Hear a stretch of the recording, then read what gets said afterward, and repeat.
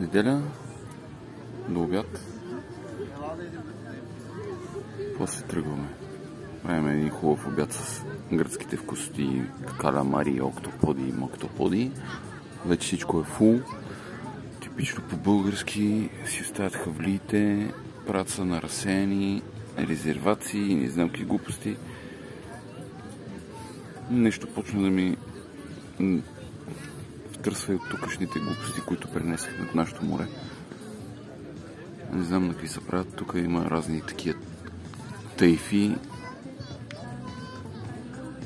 Ама то си е тяхен проблем. Ще сменяме мястото. Има и други барове, не само той Ябанаки. Там имаше и друг.